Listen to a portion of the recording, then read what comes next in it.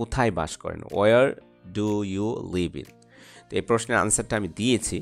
তো এটার সাথে আরেকটা জিনিস কিভাবে অ্যাড করবেন, তো সেন্টেন্সটাকে আরও বড় করবেন, মানে আরও অ্যাডভান্স লেভেলে চলে যাবেন। যেমন আপনি বলতে পারেন যে বোন, এই যে বোন আন রেইজ দেয়া। আপনি বলতে পারেন আই বোন অ্যান্ড রেইজ দেয়া, আই বোন অ্যান্ড রেইজ দেয়া। তখন এখানে বোন আপনি যখন জন্মগ্রহণ করছেন, জন্মগ্রহণ তো এখন করছেন না, আগে করছেন, তাহলে অতীত হলে এখানে একটা কি অ্যাড করতে হবে, ওয়াজ। I was born and raised there, I was born and raised there. Okay, smart. আচ্ছা, আর কি ইউজ করতে পারেন, আই লিভড।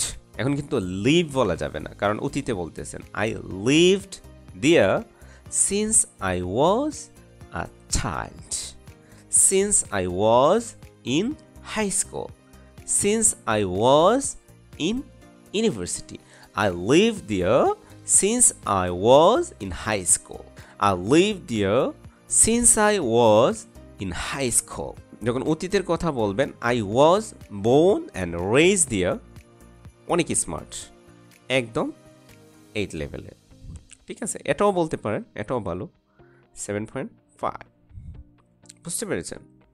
তো আপনি কি ভাষা, ল্যাঙ্গুয়েজ, ভোকাল ইউজ করতেছেন সেটার উপরও কিন্তু আপনার স্কোর ডিপেন্ড করবে। আর এভাবে শিখলে ইংলিশ ইজ নট ডিফিকাল্ট। আপনার হোম নিয়ে আপনাকে আরও কিছু প্রশ্ন করতে পারে। হোম নিয়ে যখন প্রশ্ন করবে, মাথার মধ্যে আইডিয়া না থাকলে তো দিতে পারবেন না। তাহলে আমাদের হোমের বাসার পিছনে কি থাকে বলেন তো? বাসার পিছনে একটা গার্ডেন থাকে। তো গার্ডেন আমরা বলি, there is a beautiful garden backyard. তো ব্যাকইয়ার্ড ওয়ার্ডটা জানাটা কিন্তু খুব ইম্পর্ট্যান্ট। ব্যাকইয়ার্ড মানে আমার হাউসের পিছনের দিককে কি বলে? ব্যাকইয়ার্ড। ব্যাকইয়ার্ড।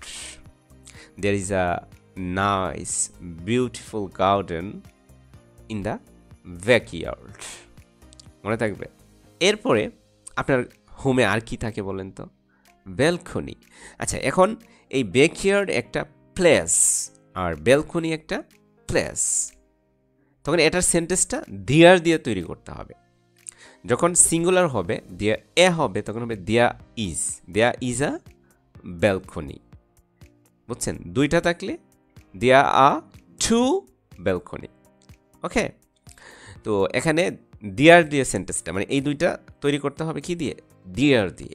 আরে ভাই, গ্রামার আছে, প্রয়োজন আছে, এটা তো মানে অস্বীকার করার মতো না, লাগবে গ্রামার। কিন্তু গ্রামারটা আপনি কিভাবে শিখছেন, আপনাকে আপনার ইনস্ট্রাক্টর কিভাবে শিখাচ্ছে সেটা বুঝতে হবে। ইজি ওয়েতে শিখতে হবে, মানে ফান ওয়েতে শিখতে হবে। কথা কি বুঝতে পারছেন? আমার বাড়ির পিছনে একটা গার্ডেন আছে, তাহলে কীভাবে বলবেন? There is a beautiful garden in the backyard. আমার বাড়িতে, আমার অ্যাপার্টমেন্টে 2 ব্যালকনি আছে। There are 2 balcony in my apartment. There are 2 balconies. In this way, you will practice English spoken.